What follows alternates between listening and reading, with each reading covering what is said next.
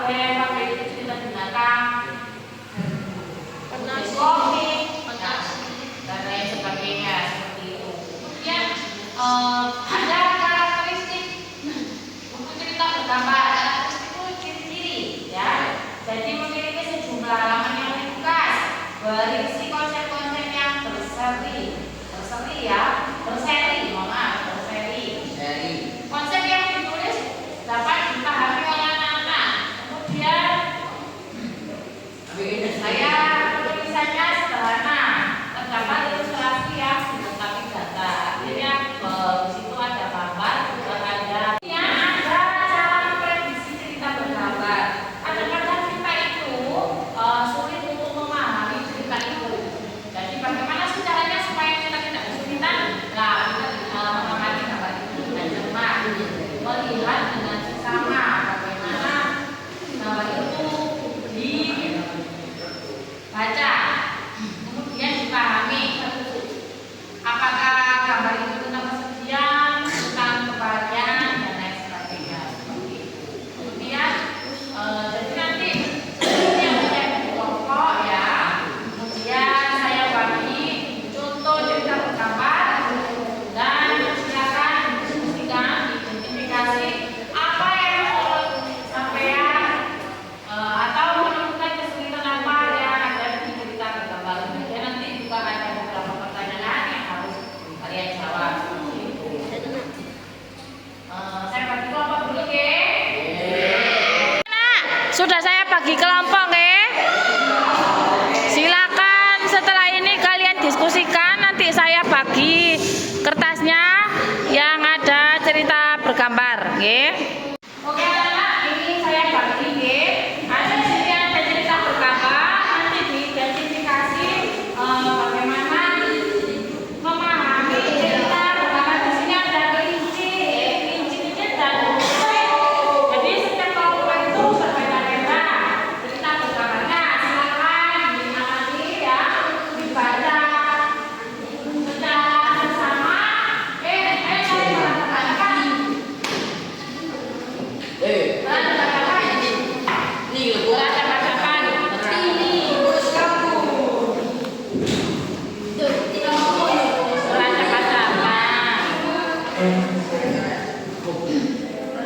silakan dibaca teksnya dengan seksama. Silakan kalian identifikasi kesulitan apa yang terdapat di gambar itu, apa yang tidak kalian pahami dari cerita bergambar tersebut, ya.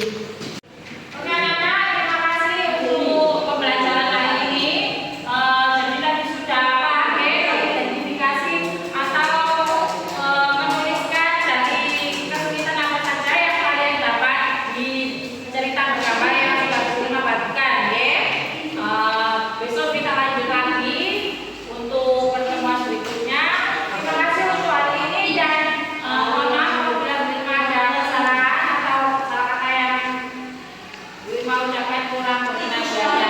Terima kasih. Assalamualaikum warahmatullahi wabarakatuh. Ngarepe omahe kula Muhammadiyah sih ngemprak.